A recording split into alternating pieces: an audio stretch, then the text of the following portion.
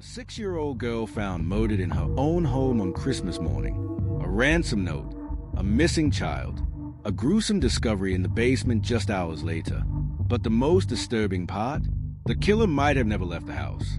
In this chilling 3-part investigation, we unpack one of the most haunting unsolved cases in American history, the murder of JonBenet Ramsey. We'll revisit the cold December night in Boulder, Colorado, dissect the twisted investigation that followed, and explore the theories that have divided the nation for over 2 decades. Hello everyone, welcome to the Serial Crime Chronicles for newcomers to this channel. If you love true stories, this channel was made for you. We post true crime stories they thought they buried every day. If this interests you, don't forget to subscribe to the channel and turn on notifications so you always get the latest content. Your support means a lot. Don't forget to hit the like button. As I've told you before, the like button is a simple gesture for you, but for me it's something huge because it helps TikTok know that people like my content and shows it to more new people. So please don't forget to support me by hitting that like button. Christmas, 1996. The Ramsey family, John, Patsy, Burke, and 6-year-old JonBenet, live in an affluent neighborhood in Boulder. Their home is adorned with lights, gifts under the tree, and the warmth of holiday cheer. JonBenet, a child beauty pageant queen, had spent Christmas Day playing with toys and entertaining guests. But by the next morning, the Ramseys' world would be shattered. At 5:52 a.m. on December 26, Patsy Ramsey called 911 in a panic. Her daughter was missing. She said she found a 2.5-page ransom note demanding $118,000 for JonBenet's safe return. Police arrived quickly, but something felt off from the start. There was no sign of forced entry. The note was oddly specific and strangely casual for supposed kidnapping. Officers initially treated the case as a kidnapping, but that quickly changed. At 1:05 p.m., John Ramsey went to the basement to check around. That's where he found his daughter's lifeless body. She had been struck on the head, strangled, and her wrists were bound. A garrote made from a paintbrush handle was wrapped tightly around her neck. Shockingly, the home had been compromised. Friends and family had walked through the crime scene. The ransom note had been passed around.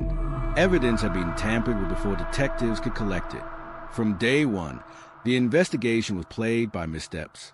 The ransom note, written with a pen and paper from inside the house, was oddly long and theatrical.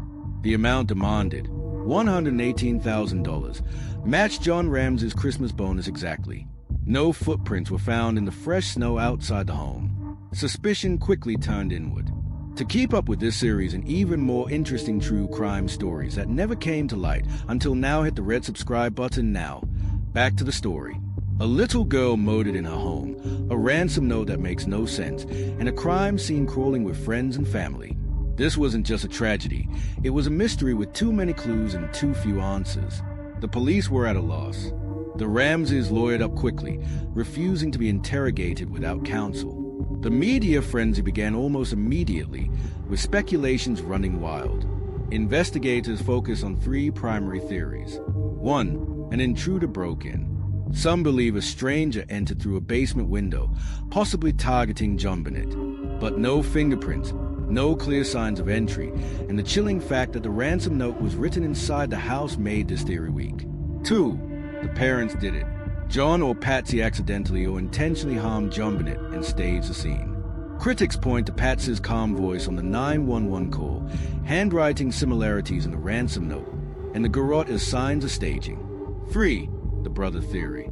Burke Ramsey, 9 years old at the time, was also considered.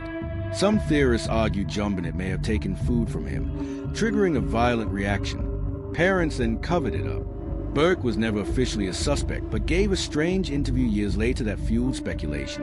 A handwriting expert could not definitively say Patsy wrote the note, but said she also couldn't be ruled out. DNA found in JonBenet's underwear didn't match any family member. That DNA became the backbone of the intruder theory. The Boulder DA's office and police department publicly clashed over suspects and strategy. Leads were missed. Tips were ignored. In 1999, a grand jury voted to indict John and Patsy for child abuse resulting in death, but the DA declined to prosecute due to lack of evidence. Despite years of investigation, no one was charged. The case went cold. Then, new DNA technology emerged. To keep up with this series and even more interesting true crime stories that never came to light until now, hit the red subscribe button now. Back to the story. More than 2 decades later, John Bennett's killer has never been brought to justice. Was it a botched intruder attack, a tragic family secret, or something far more complex? Let's break down the theories, the evidence, and the lingering mystery. In 2008, the Boulder DA formally cleared the Ramsey family after new DNA testing showed the foreign male DNA on John Bennett's clothing did not match any family member. But critics argue that this DNA could have come from a factory worker or from contaminated clothing. In 2006, John Mark Carr confessed to the murder, claiming it was part of a fantasy gone wrong. But his DNA didn't match. His confession unraveled. He was released. Several other individuals have been named by online investigators, including former housekeepers, neighbors, and drifters. Yet no arrests have stuck.